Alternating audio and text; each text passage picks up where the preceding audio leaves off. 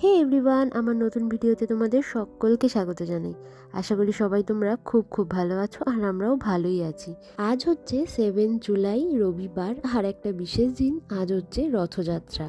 সকালবেলা ঘুম থেকে ওঠার পর থেকেই দেখছি কিন্তু বৃষ্টি হয়েই যাচ্ছে। রথযাত্রার সাথে একটা বৃষ্টির কিন্তু বিশেষ সম্পর্ক আছে। যাই হোক, আজ হচ্ছে রথযাত্রা, তাই জন্য আজকে একটুখানি ভেজ খাবো। তাই ফার্স্ট টাইম আমি একটা রেসিপি ট্রাই করছি, সেটা হচ্ছে পনিরের কোফতা। তো প্রথমেই পনিরটাকে আমি এরকম একটা গোটা প্যাকেট পনিরকে গ্রেট করে নিলাম।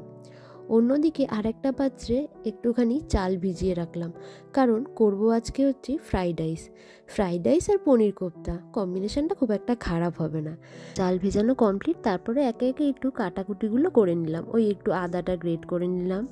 তারপরে এই গ্রেট করা পনিরের মধ্যে জিরে, ধনে, লঙ্কার গুঁড়ো, হলুদের গুঁড়ো আর একটু নুন, সঙ্গে একটু গ্রেট করা আদা, লঙ্কার কুচি আর ওই 1 চামচ মতো কর্নফ্লাওয়ার। তারপরে ভালো করে ওটাকে মিশাতে হবে, যাতে মশলার সাথে ওই পনিরগুলো ভালো করে মিশে যায়। এরপরে কিন্তু এই কোফতাগুলো করার পালা। প্রথমেই হাতে একটু তেল মেখে নিতে হবে, তারপরে গোল গোল এরকম কোফতার মতো শেপ দিতে হবে। তারপর কিন্তু এই গোল শেপের কোফতাগুলোকে এই কর্নফ্লাওয়ারের মধ্যে একটুখানি বুলিয়ে নিতে হবে, যাতে তেলের মধ্যে দিলে ছেড়ে না যায়। যাই হোক, একে একে কোফতাগুলোকে করা শেষ। এবার কিন্তু তেল গরম হয়ে গেছে, তেলের মধ্যে দিয়ে দিলাম। এগুলো ভাজতে থাকুক, আমারও না ওইদিকে কয়েকটা কোফতার শেপ দেওয়া বাকি আছে, তো সেগুলোই এবার করে নিয়ে যাই।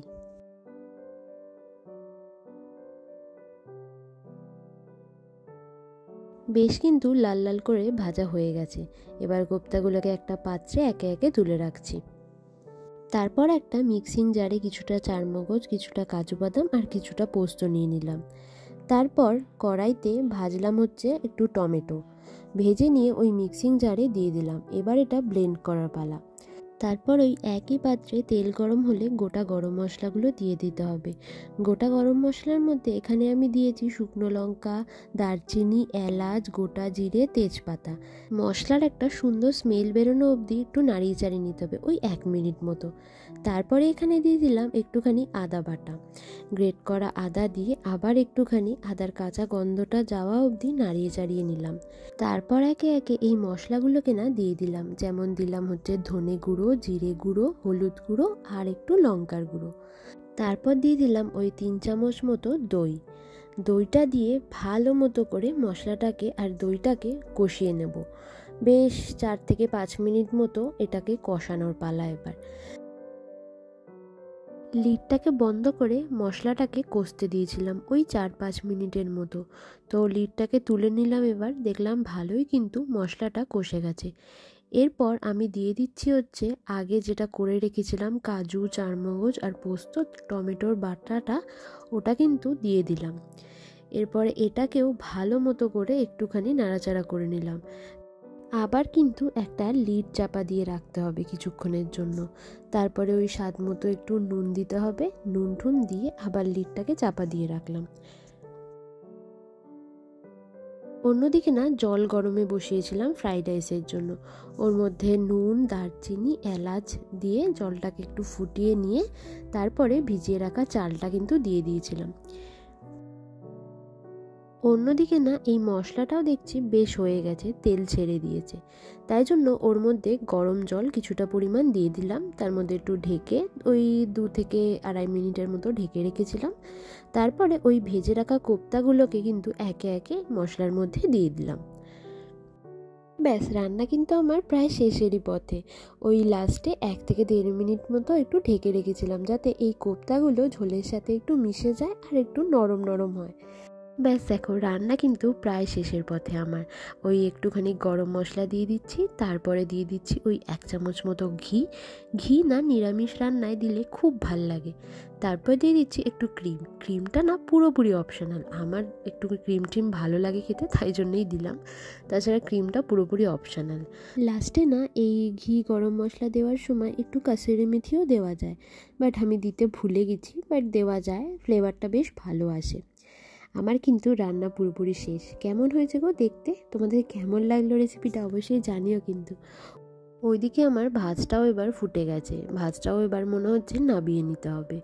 তো যাই, এবার একটু ভাজটা নামিয়েই নিই। এবার কিন্তু একে একে কাজু কিশমিশ, তারপরে আমাদের পছন্দের সবজি, মানে যেই সবজিগুলো আমরা খেতে ভালোবাসি সেই সবজিগুলো ভেজে টেজে নিলাম। তারপরে যেরকমভাবে ভাতগুলো দেয় মিক্সড করে, ঘি চিনি নুন স্বাদ মতো দেয়, ঠিক আমিও সেরকমভাবেই করেছি, আলাদা কিচ্ছু না, সবার মতো সবাই যেরকমভাবে করে আমিও ঠিক তেমন করে করেছি। ব্যাস, আমার কিন্তু ফ্রাইড রাইস আর পনির কোপ্তা রেডি, একদম সাধারণ খাবার আজকের। তো দেখো, স্নান টান করে কিন্তু চলে এসেছি, খাবারটাও বেড়ে নিলাম। এবার কিন্তু দুজনে মিলে বসে খাওয়া দাওয়ার পালা। হ্যালো এভরিওয়ান, তো সবাই তোমরা আশা করি সবাই খুব ভালো আছো। রথযাত্রা সবার খুব ভালো কাটুক। প্রথমেই জানাই রথযাত্রার সবাইকে অনেক অনেক শুভেচ্ছা আমাদের দুজনেরই তরফ থেকে। তো রথের সাথে কিন্তু একটা বৃষ্টির সম্পর্ক আছে, এটা সবাই জানে। আমাদের এখানে তো আজ সকাল থেকে, মানে ঘুম চোখ খোলার পর থেকে যে দেখছি বৃষ্টি হচ্ছে, কনস্ট্যান্টলি কিন্তু বৃষ্টি হয়ে যাচ্ছে, এখন অবধি কমেনি। এখন একটু কম আছে, এই যে একটু কম আছে, আবার পুরো মেঘলা। আর হচ্ছে আমরা এই মাত্র খেয়ে দিয়ে উঠলাম, এখন ওই 2:30 পৌনে 3টে মতো বাজে। সারাদিন তেমনভাবে একটু লেট করেই উঠেছি, যেহেতু আজকে রোববার।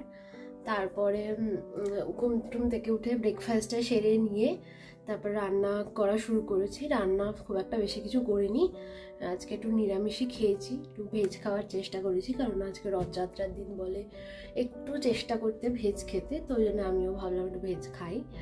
তো নর্মালি রান্না করেছি, একটু পনির কোপ্তা রান্না করেছি, আর হচ্ছে ফ্রাইড রাইস। আর রোববার বলে কথা, ভেজ খাবো, একটু অন্যরকম না হলে ঠিক হয় না, তো তাই জন্য চেষ্টা করলাম একটু অন্যরকম করতে, একদম শর্টকাটে, মানে বেশি কিছু রান্না নয়। কত সুন্দর রোদ উঠে গেল, এই যে এখনই এত সুন্দর রোদ উঠলো, তো মানে 2 থেকে 3 মিনিট, কি খুব বড় জোর হলে 5 মিনিট, তার বেশি না, মানে এই রোদ আর মানে বৃষ্টি পড়া শুরু হয়ে যাবে। রোদ এখানে বেশিক্ষণ থাকে না একদমই। আজকে তো সারাটা দিন বৃষ্টি পড়ছে সকালবেলা থেকে। তো এই রান্না টান্না করে খেলাম, স্নান টান করে খাওয়া দাওয়াটা কমপ্লিট করলাম, এখন একটুখানি রেস্ট নেব। বিকালবেলা উঠে রথে আর কিছু করতে পারি কি না পারি, একটুখানি পাঁপড় ভাজা খাবো। এইটাই হচ্ছে রথযাত্রা আমাদের পালন। আর এই যে সবার খুব ভালো কাটুক রথযাত্রা, যদিও ভিডিওটা তো আমি আজকে আপলোড করব না, 2-3 দিন পরেই করব। তো আজকেই জানাচ্ছি সবাইকে রথযাত্রা শুভেচ্ছা, সবাই খুব ভালো করে কাটিও। আজকের মতো, এখনকার মতো টাটা। সারাটা দিন শুধু বৃষ্টি আর বৃষ্টি, এখন ওই বিকেল 5টা থেকে 5:30 মতো বাজে, ঘুমটুম থেকে উঠে দেখি আবার বৃষ্টি। সকালবেলা ঘুম থেকে উঠেছি, সেই যে বৃষ্টি দেখা শুরু করেছি, এখনও পর্যন্ত বৃষ্টি। বৃষ্টি জিনিসটা মাঝে মধ্যে বেশ ভালো লাগে, বেশ সারাদিন বৃষ্টি পড়বে বেশ ভালোই লাগে, কিন্তু প্রতিদিন একই রকম হলে কিন্তু আর ভালো লাগে না। তো এখন ওই বিকেল 6:30 পৌনে 7টার মতো বাজে। রথের মেলাতে না যেতে পারি, তারপরে জিলাপি না খেতে পারি, ভালো একটু পাঁপড়ই খাই, একটু তো রথ ফিলিং রাখতেই হবে, অ্যাটলিস্ট পাঁপড় ভাজাটা তো খেতেই হবে, তাই জন্য একটু পাঁপড় ভাজা করছি, পাঁপড় ভাজা খাবো। তোমরা কে কিভাবে রথযাত্রা পালন করেছো আমাকে অবশ্যই কমেন্টে জানিও তো। আমি তো একদম বাজে পালন করলাম, সারাদিন বাড়ি বসে আর বৃষ্টি দেখে। এখনকার মতো টাটা। এরপরে কিন্তু দুজন গল্প করতে করতে বসে বৃষ্টি দেখা, সঙ্গে কিন্তু পাঁপড় আর চা, বেশ ভালোই কাটলো। তারপরে ঘটলো একটা ঘটনা, সেটা হচ্ছে আমাদের দুজনেরই কিন্তু খুব সেদিন জিলিপি খেতে ইচ্ছা হচ্ছিল, মনের বাসনাটা যেন পূর্ণ হলো। হ্যাঁ, এবার বলি, এক বন্ধু এসে দিয়ে গেল জিলিপি, বেশ অনেকগুলো খেয়ে নিয়েছি। তারপরে মনে হলো না, একটা ভিডিও করি। তারপর এলো বাড়ির থেকে ফোন, ওদের রথ টানা দেখলাম, এভাবেই দিনটা আমাদের সারাটা দিন কেটে গেল। তো আজকের ভিডিওটা কিন্তু এইটুকুনি, দেখা হবে আবার পরের ভিডিওতে। ততক্ষণের জন্য তোমরা সবাই সুস্থ থেকো, ভালো থেকো, সাবধানে থেকো, আর ভালো লাগলে একটা লাইক আর একটা কিন্তু কমেন্ট করতে ভুলো না।